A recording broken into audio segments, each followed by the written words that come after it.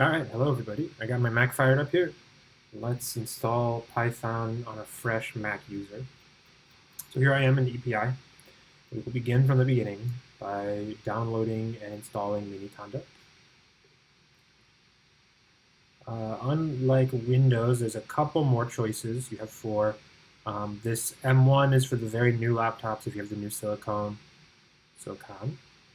And download the PKG, not the bash, because that's going to have like an installer package. It's going to take care of everything. While this is running, well, that's fast. Let's grab the econ.yml as well. We'll need that. And then let's just run through this installer. Okay. Install.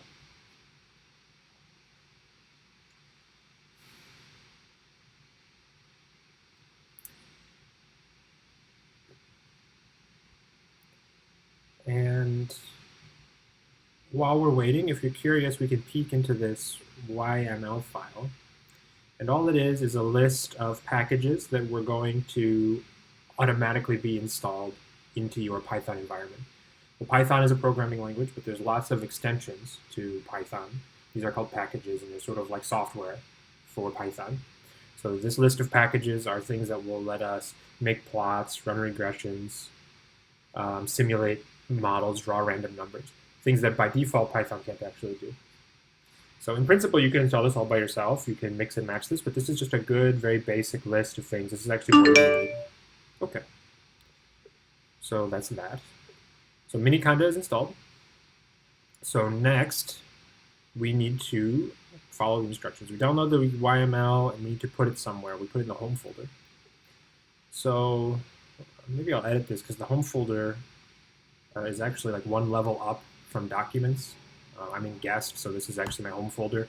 I'm going to put it in documents, as you like.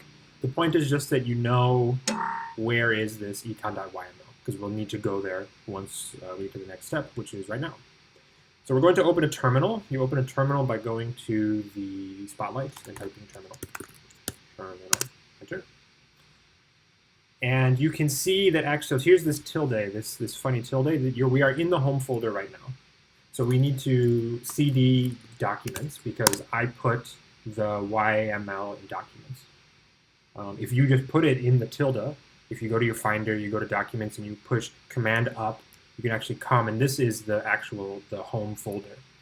But it's not recommended, I think, to install things into here like it is in Windows. So we go back to Documents. Okay, and here we are in Documents. And actually, conda is active. And you know that conda is active because here there's this base in parentheses. This means that conda is open and it's running, and it's ready to help us manage our Python. So what we're going to do is go to the next step. Here we type conda activate base. We can do this. We don't need to. But let's follow the instructions. So you see, we still see base over here, nothing's changed. And now we will create our environment. We do that by typing conda env for environment, create, -f for file, and then econ.yml. And it's going to read that YML. It's going to gather everything that we've asked for, and it's going to figure out a compromise between all of these programs, because each program has dependency. It has other programs that it needs, and then those programs have things that they need, and they all want different versions. So what conda will do is just make sure that that doesn't get screwed up. When that does get screwed up, you'll have to delete your environment and start a new one. So this is why it's really, really, really important. You never install anything into base. If you want to get a new project, if you get interested in deep learning, or you get interested in machine learning, you want to download a new package, put it in econ, or start a new one, maybe called machine learning, and then download only the packages you need for that project. Okay, so this is going to run automatically. I don't need to do anything. I'm going to pause the video, and I'll come back when it's running. Okay, back for just a second. It's running now, and I just want to show you what it looks like when it's going. You'll see all of these bars. It's going to download everything for a couple minutes, and then it will install everything. And I'll be back once it's done installing. Okay, I'm back. We're done. It took about 5 minutes, and everything succeeded. So it says you can activate this environment, use conda activate econ. So let's do that. Conda activate econ. Okay, and you see that our environment has changed from base to econ. And now we can launch our Jupyter Notebook. Jupyter Notebook is where we're going to do all of our coding. They're popular with people who are doing collaborative work, data scientists.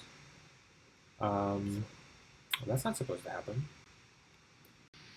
Okay, so I had a little problem at the end of my Mac video there because I was on a guest account, I guess, without sufficient permissions to launch a Jupyter Notebook. So just to show you how this works, we go to the terminal, we type in, we go to the spotlight and type in terminal.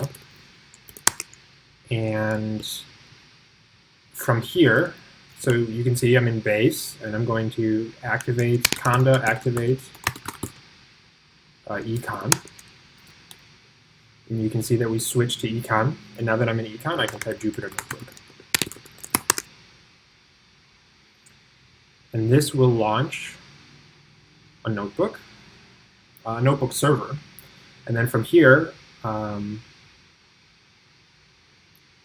you can do as you like. So I have a folder called Python projects where I keep all my Python stuff. So we can come into here and then open a new notebook.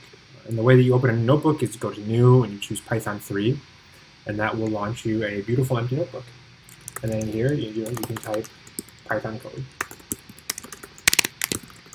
Do the canonical first line of Python code. And then to run something, you're going to hold Shift and push Enter. Now we'll run the cell. So there you go. You're all set for tomorrow. This is what we'll do. We'll open a notebook just like this, and we will do some economics. So I will see you then.